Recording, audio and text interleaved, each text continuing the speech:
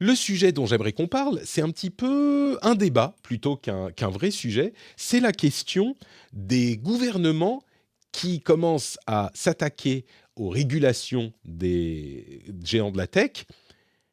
Est-ce qu'ils peuvent reprendre le dessus et est-ce qu'ils ont raison de commencer à réguler? Parce que on l'a vu avec le RGPD, on l'a vu avec le DMA et le DSA, et on commence à le voir en fait pas uniquement en France et en Europe, mais dans tous les pays du monde. On a parlé du ban de TikTok qui est le plus emblématique aux États-Unis, mais il n'y a pas que ça. Il y a de la législation qui est en train d'être votée dans différents domaines aux États-Unis. En Angleterre, ils ont fait des actions dans ce sens également. Enfin, vraiment, on est en train de voir la concrétisation d'une chose dont je parle depuis un petit moment déjà, qui est ce changement de paradigme entre l'idée qu'on est dominé par des géants de la tech qui sont trop puissants pour être contrôlables, qui était une idée dominante, je crois, il y a, on va dire, 5 ans, et aujourd'hui, un changement de paradigme, un changement de vision qui est que au contraire, les gouvernements doivent reprendre leur place et mettre au pas les géants de la tech pour qu'ils fonctionnent de la manière dont le veulent le peuple. Alors, le peuple, par le biais des gouvernements qui vont exprimer leur volonté, évidemment, c'est jamais parfait, mais en tout cas que les gouvernements aient leur mot à dire sur le fonctionnement des géants de la tech. Moi, j'ai tendance à penser que on est aujourd'hui à une étape du développement d'internet où eh ben, les choses sont suffisamment établies pour qu'on puisse voir là où ça marche et où, et où ça ne marche pas, et donc qu'on puisse essayer de corriger ici et là, et c'est le rôle du gouvernement de faire ça. Et d'autre part, on a des géants qui sont vraiment dominants dans leur domaine. On a les 5 principaux, et on va dire qu'il y en a quelques autres à côté, mais qui sont tellement dominants qu'on a des problèmes de compétition, de concurrence.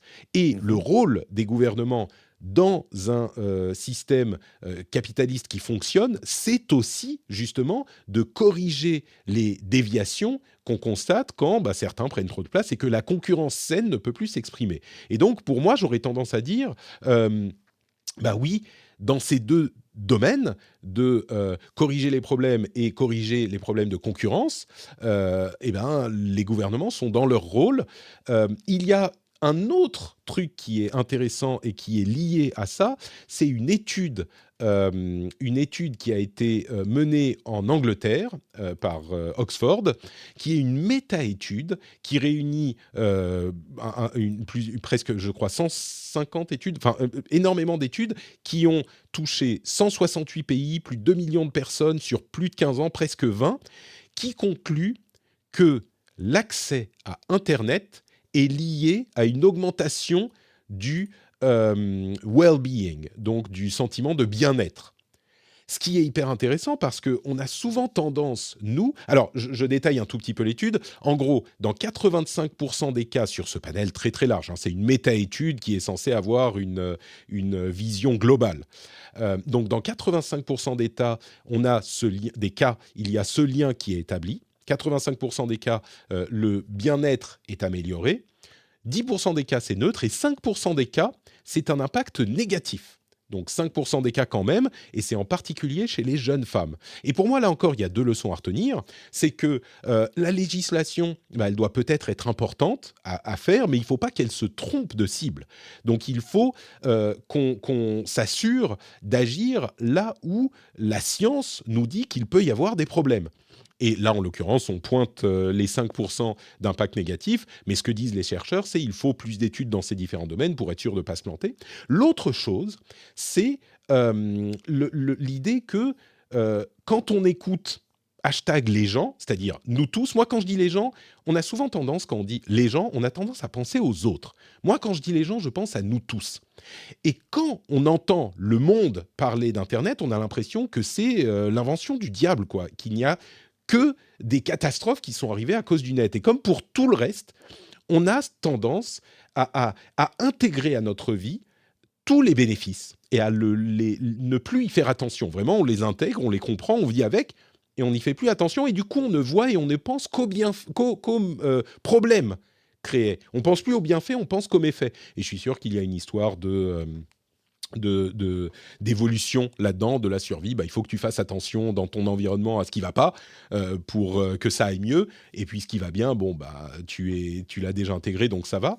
Mais vraiment, cette analogie du bar PMU dont je parlais tout à l'heure, on a souvent, enfin, on connaît tous les poivreaux du PMU qui disent ah ouais, enfin de toute façon, moi je sais bien, ceux-là c'est que des cons et puis les politicards ils font que ça et puis de toute façon on les connaît les mecs qui font ci et ça. Bon, et puis on les regarde et on dit ah ouais non mais quand même les poivreaux du bar PMU, c'est nous les poivreaux du bar PMU. C'est nous tous, on est sur les réseaux sociaux à se plaindre tout le temps de tout sans vraiment comprendre les sujets dont on parle et puis à ne pas voir les choses importantes qui sont les aspects bénéfiques de ce qu'on a. Et à force de dire que tout va mal, c'est le cas pour l'Internet, et c'est le cas pour le capitalisme, et c'est le cas pour mille autres choses, à force de dire que tout va mal, on prend le risque de prendre les mauvaises décisions et de casser les choses qui améliorent notre bien-être et la qualité de vie des gens sur Terre.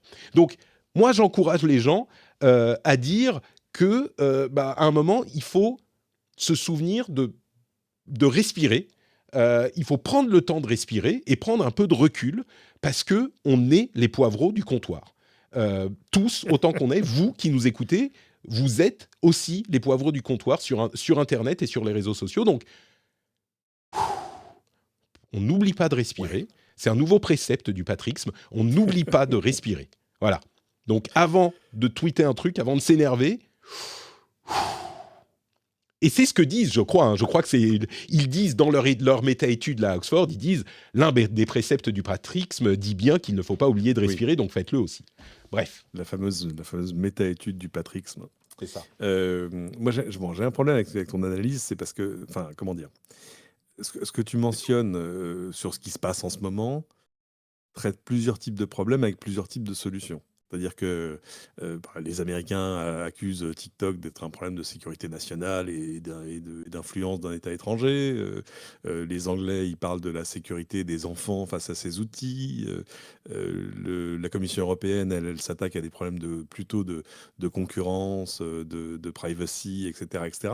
Donc, pour moi, on peut pas mettre tout ça dans un grand shaker en disant regardez, non, mais il y a quand même vrai, c'est pas bien, ça marche. Non, mais il y a quand même la ligne directrice de tout ça, ou le common thread, c'est quand même les États sont en train de dire aux géants de la tech, de remettre les géants de la tech sous le coup de la loi, sous le giron de la loi. Parce que, souviens-toi, oui. Il y a 5 ou 10 ans, on disait ils sont aussi puissants que des États, personne ne peut rien leur dire. C'était un discours commun, quoi. Oui, mais c'était pas vrai, la preuve. Oui, non, mais voilà, donc ça change. Fait, ça marche. Oui. Alors après, oui, je suis d'accord sur le fait. C'est-à-dire que je comprends très bien qu'on dise, bon, on a maintenant le recul nécessaire, par exemple, pour juger de ce qui est désirable ou moins désirable dans l'usage des réseaux sociaux, par exemple. Bon. Est-ce qu'on l'a aujourd'hui sur l'IA ?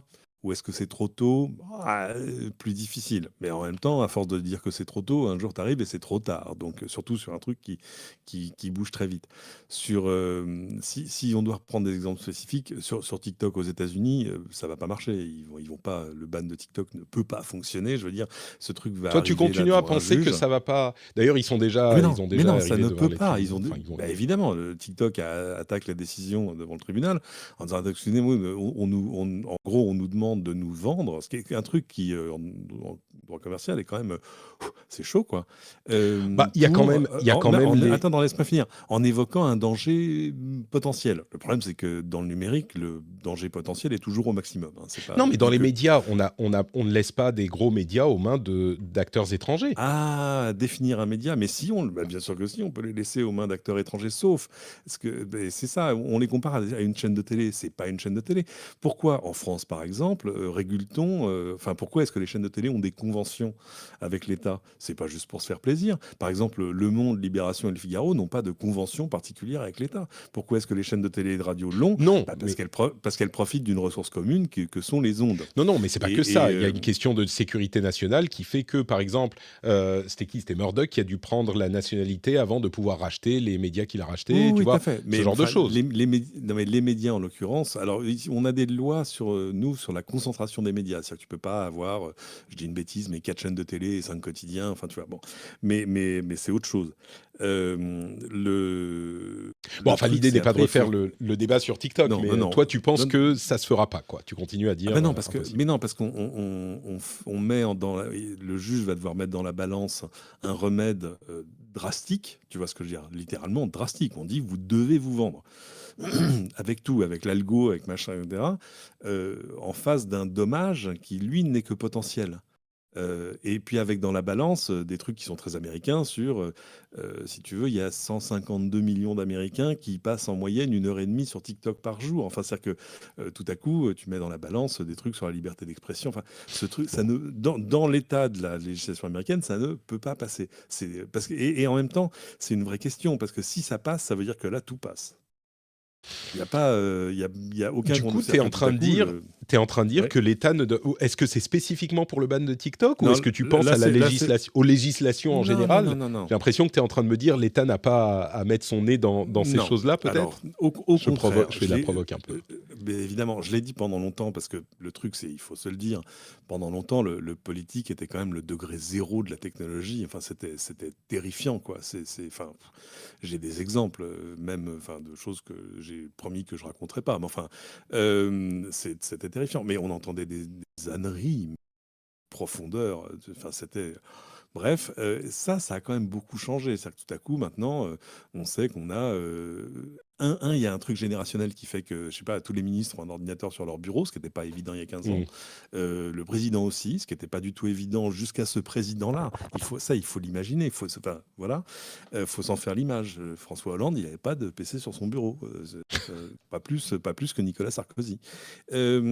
Et puis, on a des députés qui sont même spécialistes du truc. On a depuis maintenant Mm. des ministres du numérique. Enfin, c'est-à-dire que voilà, tout à coup, c'est devenu à la fois un enjeu économique, sociétal, commercial, politique, qui fait que tout le monde s'en est emparé. Et puis, ils ont appris. C'est-à-dire qu'on n'est plus juste dans une espèce de réaction épidermique des débuts où ils disaient non, attendez, il faut que ce soit illégal parce que ça va faire du mal au Minitel. Enfin, tu vois, bon, voilà, ça c'est terminé. Donc déjà, on peut avoir des discussions constructives avec le politique sur ces sujets-là. Et ça, c'est un truc qui a changé, mais de manière massive en 25 ans. Maintenant, donc j'ai pas de position de principe parce que le politique s'intéresse à ça. Ce serait même étonnant qu'ils ne le fassent pas. Ils feraient pas leur boulot s'ils s'y intéressaient pas. Après, Non, oui, c'est c'est vrai que, important ce que bon, tu dis. C'est-à-dire que c'est le rôle aussi de l'appareil politique de réguler le marché. Et c'est ce qu'ils font, enfin le marché au sens large, hein, je veux dire, et la société, et c'est ce qu'ils font ou en tout cas c'est l'intention là. Donc ils sont dans leur rôle. oui, Tu es d'accord qu'ils sont dans voilà, leur si, rôle? Je me sens moins bien seul sûr, parce si. que... Mais bien sûr, s'il n'y avait pas eu de loi sur le sujet, on n'aurait peut-être pas encore de ceinture de sécurité dans les voitures. Enfin, tu vois ce que je veux dire? Bon, Hmm. donc il y a des, voilà, il y a des choses qui sont normales et pas discutables sur le principe. Après, bah, le poison, c'est la dose qui fait le poison. Donc après, il y a des choses qu'on peut discuter au cas par cas. Sur le cas de la protection des enfants, qui est un sujet qui me tient à cœur parce que comme toi, j'en ai plusieurs et que je vois maintenant, ils arrivent à des âges où ils appréhendent ces outils, ils aiment Hmm. ces outils, etc., etc. Et où c'est moi qui suis censé, c'est moi qui fais le garde-chiourme, qui fait, tu vois, le gardien des enfers, en disant non, tu ne toucheras pas, machin. J'ai tous les mots du monde à dire à mon fils en sixième que bah non, il a encore un flip phone pourri parce qu'on a essayé de lui filer un smartphone et c'est parti en sucette assez Ah rapidement. oui, mais c'est marrant parce que ça fait Voilà. partie des recommandations du fameux rapport dont on parlait. On est parti Oui, dans tous les tout à détails fait. la semaine dernière. Mhm. C'était même à 11 ans, pas de Ouais, en smartphone gros, pas de personnel, quoi. smartphone, pas de smartphone au collège, quoi. Ouais, Voilà. c'est ça. Et je suis assez d'accord. Hmm. Mais Ça peut servir, ses hein, c'est copains, ils ont super. des smartphones. Mais bien sûr. Et encore, même quand il était en primaire, les 2 dernières années, il avait des Hmm. potes qui avaient des iPhone 14. Enfin, c'était quand même genre, waouh! Tu vois, 9 ans et demi, iPhone 14, non mais tu déconnes. Et je vois ce qui se passe, évidemment, quand je lâche un peu la bride.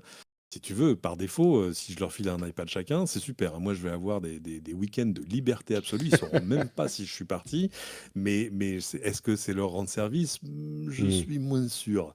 Et Mais donc, tu penses que c'est dans ces domaines-là aussi, peut-être, ou peut-être c'est la conclusion à laquelle tu arrives ou tu n'arrives pas, mhm. le rôle de l'État de légiférer là-dessus, c'est plus compliqué.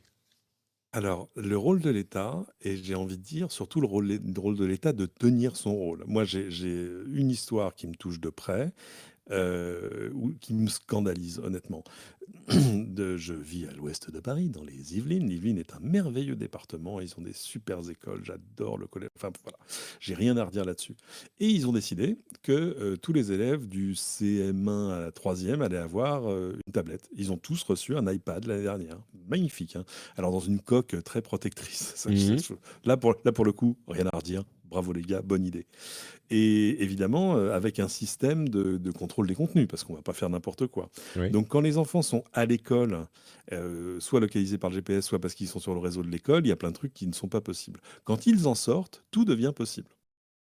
Ah oui. Et ah là, attends, tout devient possible, sauf que toi, tout à coup, là, tu peux prendre le relais avec un système de contrôle parental. On nous dit, vous allez avoir un système, vous allez recevoir les identifiants, etc. Ah, c'était pas prêt au moment où vous affilez les tablettes, c'est dommage. Oui, bah oui, c'est dommage. Oui. Bref, et un jour, je reçois l'identifiant, je vais, ah, enfin. Faites-moi voir ce système. Je te jure, je te décris le système, ça va te prendre 10 secondes. Il y avait une liste de, je sais pas, 10 lignes, 12 lignes, avec des catégories de contenu que je voulais autoriser ou non. Jeux, machin, nanana. Mhm. Mais c'est tout. C'est-à-dire que il n'y a aucune granularité de rien. C'est-à-dire que, par exemple, si tu veux autoriser une vidéo YouTube, tu autorises tout YouTube. Et donc, en gros, ton fils passe sa nuit sur MrBeast. Ouais, Et enfin, ça, c'est encore, non, non, techniquement, c'est pas possible et, en- d'autoriser et encore, telle c'était même pas vidéo ça. sur C'était YouTube. autoriser le navigateur. Mhm. Ah bon, d'accord. Donc, en fait, enfin, non, mais et tu te dis, mais passez-moi l'incapable qui a inventé ce système, non, passez-moi le génie qui a réussi à vendre ce système pourri d'abord, parce que quand même, formidable, ça c'est un truc, c'est 8 lignes de Python, quoi. Enfin, c'est bref. Et là, tu te dis, non, je suis désolé, l'État, Bah, enfin, là, il y a enfin, au sens large, clairement un raté, quoi. Je pense ah que bah, c'était un c'est rien de le dire tâtonnement. pour un truc en plus qui a été très pensé, très coûteux, très Mhm. organisé, très machin, et tu te dis, mais c'est pas possible. Et donc, voilà, donc Bah, maintenant, il y a des disons écoles que qui te gardent les l'idée, là tablettes, pour le enfin coup, bon. c'est l'inverse. L'idée que on va donner à tous les enfants, je comprends le fait qu'il faut se familiariser avec le numérique, tout ça c'est très important, oui, Oui, mais donner un iPad ouvert aux 80, possiblement aux parents, enfin l'imposer presque aux à des mômes parents, de 11 ans, oui. à des mômes de 11 ans, c'est à l'inverse de ce qu'on... Enfin, les parents peuvent, comment dire, il faut ensuite que les parents prennent le relais, mais tout le monde n'en est pas capable. Et puis, on veut peut-être pas Voilà. que l'enfant ait accès à tout ça. Oui, c'est un petit peu Bah étrange non. comme qu'il Alors est si, non, parce qu'évidemment, à il y a l'école, des... ok, mais bon. Ouais, il y a des enfants, il y a des, comment dire, il y a des parents qui du coup ont mis les tablettes de côté en disant tu viens me chercher quand on a besoin. Le problème c'est qu'il y a des classes entières où tout à coup il y a plus de bouquins. On dit, Hmm. bah non, les livres, ils sont dans l'iPad, donc il faut qu'ils aient accès à l'iPad tout le temps. Enfin bon, bref. Donc ce truc a été mal pensé, peut-être que c'est bon. Je veux penser que c'est une erreur de jeunesse, mais enfin quand même, ça traduit à la fois, soit une méconnaissance, soit un je m'en foutisme absolument confondant sur un truc qui pourtant quand même, enfin, à un moment là aussi, c'est un peu comme la pub d'Apple. Tu te dis, mais attendez, excusez-moi, mais comment vous vous êtes mis à 14 autour d'une table? Il n'y en a pas un qui a levé le doigt pour dire, chef, quand même, peut-être, est-ce qu'on peut, attends, est-ce qu'on peut, parce que vous êtes sûr que, voilà. Ouais, bon, Mais bon, là, donc, c'est un autre niveau quand même. Là, nous, ce ouais, dont ouais. on parle quand on parle des Oui, là, c'est réglementations les des États. gouvernements, Mm. on parle effectivement des États qui vont dire, enfin, pour les enfants spécifiquement, on imagine que ça va être plus de la recommandation ferme que vraiment on va aller Mhm. dans vos appartements pour retirer les téléphones mobiles. Mais et puis Mm. l'implémentation dans les collèges et les lycées, c'est déjà le cas. Mais bon. D'une manière générale, la conclusion que je tire de tout ça, c'est que tu es plutôt d'accord sur le fait que, bah oui, les gouvernements sont dans leur rôle quand ils légifèrent. Maintenant, oui, est-ce que ça va être bien fait ou pas? Bon, bah là non plus, on peut pas mettre comment dire, de conclusion en toutes les cours. généralisations sont excessives. Tu C'est vois ce que je ça. veux dire? Est-ce que ça va être bien C'est, fait ou voilà. pas? On ne sait pas. Dans certains cas, oui. Dans certains cas, non. Mais c'est Parce comme qu'on a ça que plein ça de fonctionne. C'est contre-exemples. normal, je On a pense. plein de contre-exemples, même quand il part d'un bon sentiment. Souviens-toi l'histoire sur la protection des enfants face aux sites pornographiques, et où on dit bah, c'est simple, il faut que les sites mettent en place des systèmes pour empêcher les mineurs d'y accéder. Et alors les sites lèvent la main en disant monsieur, moi, oui, alors oui, Pornhub, je suis à Malte. Mais alors, comment est-ce que je fais exactement? Ah, je ne sais pas, écoutez, débrouillez-vous, on publiera un référentiel technique à un moment, et puis voilà. Oui, mais il est où? On l'a pas, démerdez-vous, voilà. Mais attention, hein, si vous le faites pas, vous tombez sous le coup de la loi. Oui, mais attendez, parce que tous les systèmes que j'ai, soit c'est pas compatible RGPD, soit c'est machin, soit... Enfin bon, bref. Donc, si tu veux, les bons sentiments, comment dire, arrivent pas toujours forcément à des bons résultats. Mais donc D'une sur le manière principe, générale, tiens, pas de problème avec la réglementation. bah, du coup, pour conclure, DMA, DSA, plutôt bien ou plutôt pas bien? The devil, the devil is in the details. Écoute, c'est intéressant parce que j'y allais un peu à reculons au début en disant ça vient aussi d'une espèce d'aversion personnelle pour Thierry Breton, qui a toujours Ah oui, l'impression qu'il est le tu mec l'as le pas. plus intelligent quand il rentre dans une pièce, ce qui m'énerve. Je sais que j'ai parfois le même trait, mais ça m'énerve quand même. Et heureusement, nous n'avons jamais été dans la même pièce. Si, pardon, si, Sinon, pardon. ça serait parti en pugilat. Bon, peu importe, bon, c'est pas le sujet. Mais, et en fait, finalement, j'y viens doucement en voyant ce qu'en disent des gens qui ne sont pas en Europe et qui disent Hmm. t'as regardé ce que les opérants. Au moins, eux, ils ont fait quelque chose, quoi. Tu vois. Hmm. Après, il faut l'application pay per. Enfin, il y a plein de Oui, trucs, bien sûr. Oui. mais en tout cas, ils sont pas restés assis, assis sur leurs mains en disant ah ben non, on peut pas, c'est numérique, vous comprenez. Euh, donc, euh, donc, À voir à peut-être. voir. T'es En tout passé cas, de pas trop à avoir. C'est pas mal. ouais, non, mais je suis passé de sceptique à ok, là aussi, le principe est louable. Mais si tu veux, en gros, c'est quoi, où est-ce que je mets mon curseur, moi? Il y a évidemment des questions sur la liberté d'expression, sur tout ça, sur le fait que les libertés qu'on te donne sur Internet ne peuvent pas être le plus petit commun dénominateur de la personne la plus vulnérable aux problèmes potentiels que telle ou telle chose pourrait poser. Tu vois ce que je veux dire? Oui. Parce que sinon, tu interdis tout. Voilà.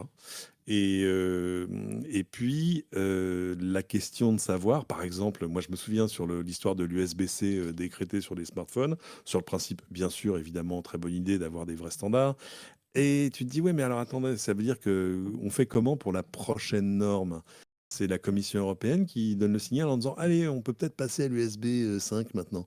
Et ben non, parce que ça marche pas comme ça, l'innovation. Donc en fait, ma crainte, Hmm. souvent face à ce genre de choses, c'est le frein potentiel à l'innovation. Voilà. Bon.